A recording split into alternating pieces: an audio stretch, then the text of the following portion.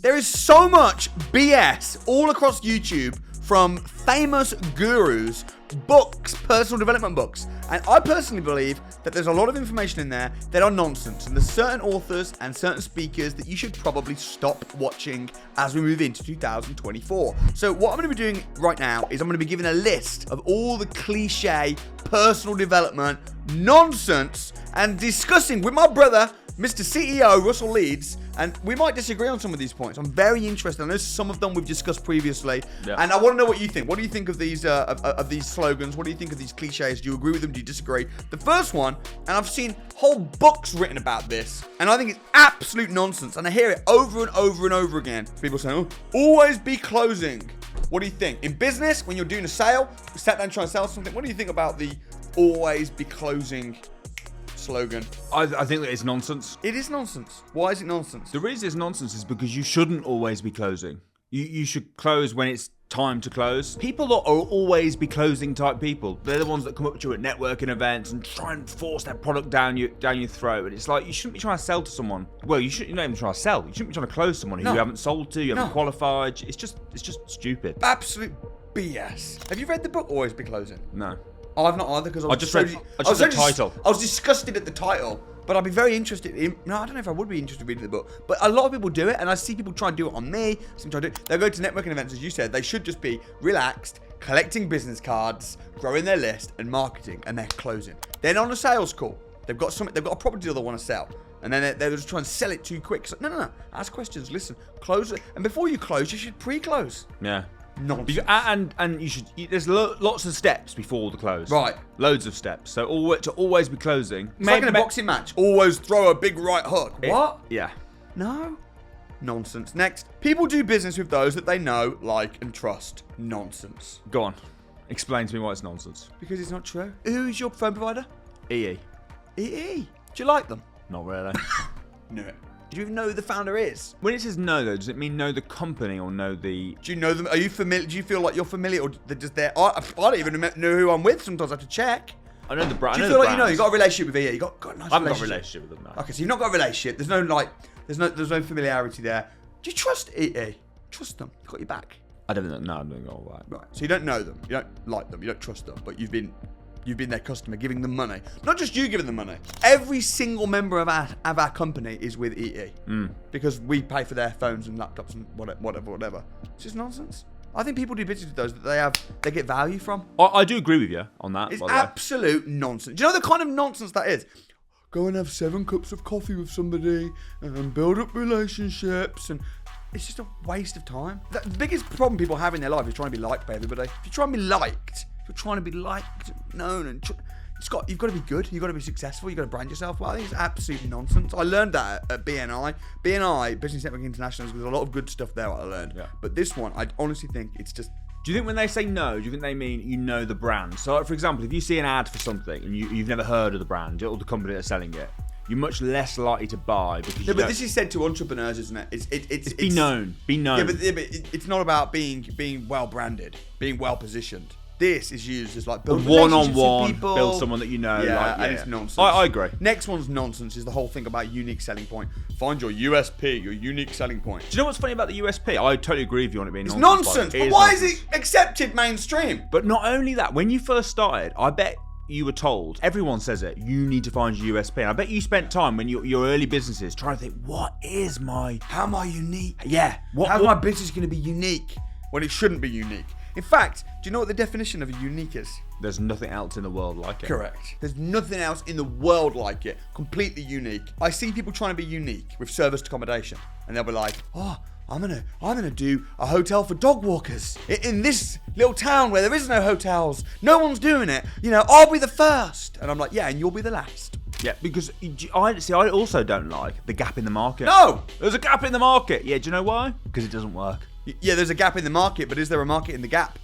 That's the question. And there often isn't. Because if it worked in that town and there was loads of dog walkers, there'd be someone already doing it. When someone's already doing it, it's like, okay, there's a market for it. It's like the arrogance to think that out of the 7 billion people in the world, is nonsense. You're the one that's thought of the idea. There's nothing unique about your idea. King Solomon says there is nothing new under the sun. So I believe in copying and pasting, finding someone that's doing something well, finding an idea, a market, copying and pasting it. Or maybe tweaking it, improving People it. say, oh, that's saturated. There's too many deal sources. It's saturated. You know why there's lots of deal sources? Because there's so many investors looking for deal sources, looking to buy deals. It's saturated. Nonsense, poor, broke man mentality. If there's 10,000 people doing it in the city of Birmingham, you just got to be a little bit better. There's obviously a lot of supply, but there's also a lot of demand. So you'd be a little bit better than the 10,000. You'd be in the top 10%. And you're going to clean up because of the amount of demand that there is. I think people give examples of where there is a gap in the market, but you could probably count them on like one hand, the new innovations and stuff. Another one I don't believe in is I don't believe in work-life balance. Work-life balance sucks. It doesn't make sense. It doesn't exist. I mean, work-life balance indicates that work is not life. Right, for a start. You got your work, and then you got your life, and you're trying to balance the two. It's just absolute nonsense. Another one that I don't believe in, this one's going to be really controversial. I don't believe in how you do anything is how you do everything. I strongly don't agree with that. It's nonsense. I know that from my personal own perspective. Did you ever believe that? Yes. When did you believe it? When I was told it over and over in every single personal development book, and I just thought, oh, it must be true because everyone's saying it. Yeah, it's when you just stop and think about it though. You become successful, here's the thing, right? When you become successful, you then realise a lot of what you learned from books was nonsense. Is it possible that thinking, for example, how you do anything is how you do everything, having that in your when you were getting started helped you to become successful because it pushed you to do everything to your best? It's not true, though. It isn't true. No. I think it's true in some contexts. And I do get it. And I'll even say it sometimes because I think that if I say it in the context I'm saying it, it's true. For example, if I'm running a training program and there's people in the room that are not really playing full out and I'm saying, right, everyone, pick up the phone, ring an agent. And there's people saying, oh, I'll do it next week. No, you won't. How you do anything is how you do everything. If you don't do it here, you won't do it there. In that context, but that's not how you do anything, it's how you do everything. That's how you do it now is how you're going to do it out there. It's true. It's the same thing. All right, this one's going to be controversial now. I'll probably be hated for this, but it'd be interesting to see if you agree. I'm confident you will agree, actually, because I think we've spoken about this.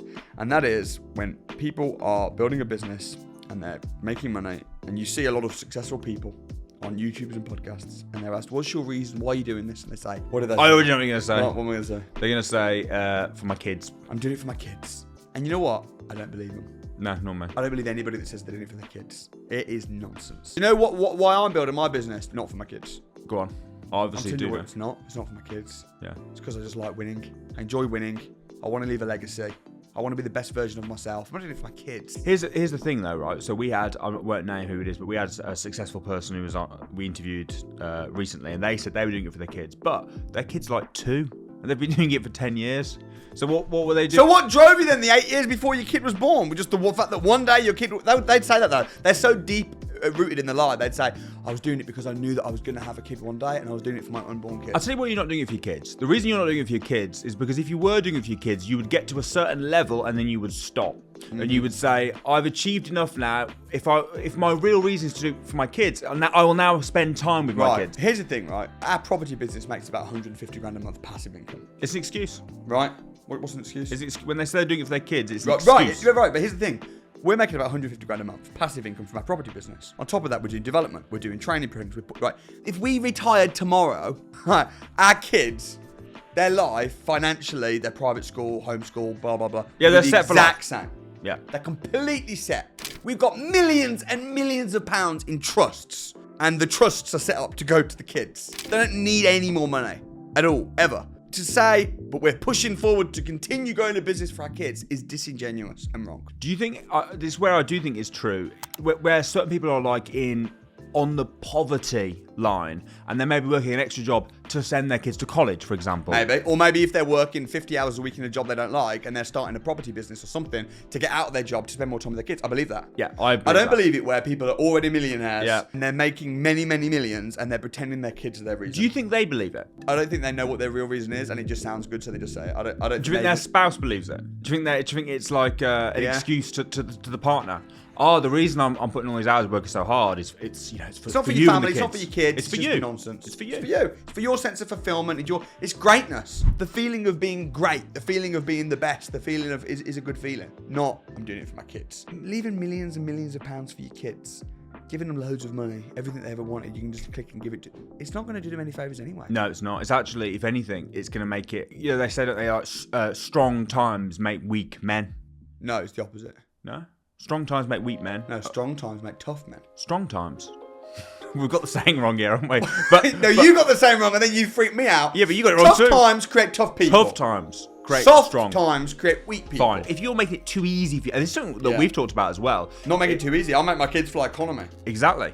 So if anything, you don't want to give them too much because then they won't be able to. They won't have the same drive to go and do it anyway. So if anything, it's just a nonsense cliche, isn't it? What do you do for our kids? It's just nonsense. All right. What about health before wealth? I don't believe that. I think that's BS. I think health before wealth. It depends what it means. So in the context it's mostly used. Everybody says it. I'll post a picture of me looking healthy, and they'll all be like, "Health before wealth. Health before wealth." I don't argue with them because they're coming from a good place, but it's nonsense. The bottom line is, business comes first. It is true, in terms of always. No. It is true. It is health before wealth. Because if I said to you, I don't agree with the context it's used in, which I'm sure is what you're saying. But if I said to you, would you rather be permanently sick and be a billionaire, or be brokey but be fit? What would you choose? Oh, mate, obviously I would. Right, so the health. So the health is before wealth. However, no. Yes, it is. Yes, it is. No, that's like saying, no, would you rather be a millionaire, multi-millionaire, right, but dead? Which is the ultimate, right? Not no health. Obviously, I'd rather be alive. Well, life before money. What are you talking about? Life before money. It's just nonsense. Listen, it's stupid. Listen, you would choose if you had no health. Of course you would, right? So health is before wealth. However, the content that it's used in is, and it's very similar with family first, by the way, which is very similar. Which also irritates me a little bit, even though it's true. But this is the thing: if you say, "Oh, I know I've got this really important business meeting, but I've got a gym appointment," I'll have to skip the business meeting. Exactly. You'd be an idiot. Yeah. So why? Because business comes first always. So, yeah. And anyone that disagrees is broke. They are. Or they're lying. Because I tell you something. And I'll upset people saying this. Because I'm like, no. Gym first. Gym first. You only need to spend 45 minutes a day working out. If you're working out like how I work out, properly working out, 45 minutes a day, you're going to be real fit. But to build a big business, you need 10, 15 hours a day. So to prioritize your gym session over, it's just nonsense. You can do that in your nooks and crannies of life. Business first. Business needs to be the thing that you're immersed in. And then you do your bits and bobs of fitness on the side. Would you agree with that? I do agree with that. Another one that's nonsense is patience. Be patient. Tell me this one. Be patient is nonsense. It's nonsense. It's in the Bible though, isn't it? Quote the verse. Goodness, kindness, patience, right? Gentleness, self-control, the fruits of the spirit, right? And one of those patience. Yeah. Cool. Right. I'm not saying patience is. But you just said your whole phrase was be patient. And he says bullshit. Yeah, it's nonsense in the context of building a business. I don't agree with it. Of course, patience is that's the verse. Patience is a virtue. Of course, you need to be patient. If your kid's being irritating, you got to be patient with your kid. Absolutely. I'm not saying I don't think patience is there's ever a time and a place. But what I'm talking about, let me explain. I'm talking about you should get things done quick. I'm an extremely impatient, impulsive business person, and that's why I'm so successful. This idea of patience just breeds normality and average and just wait, be a millionaire next door one day, don't drink Starbucks, don't watch Netflix, and just be patient, and then when you're 67 you'll be a millionaire. What? I just don't agree with it. I just think get it now. Live life now. Get it fast. But however patient or impatient you are, you always feel slower. And when you look back and you realize, like I saw your post the other day in 2023, I've achieved blah, blah, blah, blah. Do you know why I achieved so much in 2023? Because I'm impatient. Which brings me to my next point, which is also nonsense, which is a 10-year plan. It's just absolute nonsense. I'm sorry, I've just probably spent myself the most hated YouTuber ever. But I tell you something. I tell you why 10-year plan's rubbish. I agree. I'm just going to say this though. Come back to me, every listener that's upset, when you are worth 20 mil, and tell me then that I was wrong. Don't tell me that I'm wrong until you've made millions of pounds. When you're making £1 million a month, which I make, actually I don't make £1 million a month. Tell them, my finance director made a mistake, right? Yep. And I said, how when we were going through the finance report, and it said that we'd made just over £1 million in a month, and I almost had a heart attack. It's like, we only made 1.1 million. What the crap is going on? And then he went, oh, sorry, I missed this revenue here that we've got. It was actually 1.4. And I was like, okay, still not good. When you're making $1 million a month on a bad month, then tell me I'm wrong. But I tell you something, 10-year plans are nonsense. And if you're trying to create a 10-year plan and thinking you're going to be successful with a 10-year plan, then you're probably going to be average and you're probably going to be in a job till you're 70 years old. It's too long. Why do you think 10-year plan's nonsense? Lots of reasons. One reason is it's ridiculously long. Who the hell knows what's going to be happening in 10 years? Look at what you were like. If I look at what I was like 10 years ago, I couldn't even envisage what I'm doing now in 10 years. Life's going to come into play. Opportunities are going to come up that you could never predict. 10 years is a joke. We work in quarters. So we set. Let me just say this real quick as well. This is what I achieved in the last 10 months. Lost 5 stone in weight. Published 2 best-selling books. Created my own board game. Established a property redress scheme. Beat up Rob Moore and took his 100 grand from him. Opened my own bank, Samuel Leeds finance facility. Made £20 million in revenue. Bought my sister a house cash. Got planning permission to build over 50 new properties. Built a hospital ward. Built a school and bought 2 hotels in 10 months. You know, people are going to disagree with me. Oh no, 10-year goals are really important. Patience is really important. Health before wealth and blah, blah, blah. I don't think I've ever set a 10-year goal in my life. I think it's nonsense. Tell them how we set goals. So we do quarterly goals. Right. Every goal we set, we do work on a year-by-year basis, but everything's broke down to quarters. So it's every quarter 3 months. is a year. Yeah. We see a year as a quarter and a quarter as a year. Because this is the thing, right? Most people, when they have yearly goals even, which I don't believe in, have a yearly goal, it's too long. What happens is they slack off. It's like when you have a 6-week summer holiday and you're told to do your homework. When you do your homework, you do it the last few days. Yeah. It's the same. Got a 12-month goal. What happens? In January, yeah, I'm motivated. And then come September, October, you're like, oh shit, man, I need to do that thing and do that thing. And then a little push just before Christmas, a little push before the end of the year. Imagine if you had a 3-month year. What would happen is you start the first month, rah, really good. And then you might even have a little lull. And then you're like, oh, it's almost ended. And then the last month, push. And then in those 3 months, you achieve more than you would most people. And we set like what would be a yearly goal to most people. We do like our 10-year goals in a year. I think I do. Most people's 10-year goal I do in 3 months. Most people say, oh, I want to build a school one day. 10 years later, you built that school yet? No, I built 2. Yeah, but you're in a much... We're in a different playing field to them. Well, We've got momentum and everything on our side. Yeah, but some of the stuff, like losing 5 stone in 10 months, learning to box. I mean, these things, they're nothing to do with the fact that I'm wealthy. No. So yeah, long-term goals are nonsense. Also, with goals, plan. I believe in plan it, do it, and review it, and be accountable. We have a 3-month goal, but then we'll have weekly accountability meetings, don't we? Yeah. How are you getting on? What's going down with your goal? What's happening? How would you score your week this week? What 3 months pushes it, makes it happen. It's amazing how much just having to tell someone else where you're up to holds you accountable as well. Yeah. Especially when we've got people like us. So what do you think? Do you disagree with me? Do you disagree with Russell? I'd love to know what you think. Let us know in the comments, and I'll read every single comment. Let me know when you're worth £20 million or more, and then you'll tell me that I was right.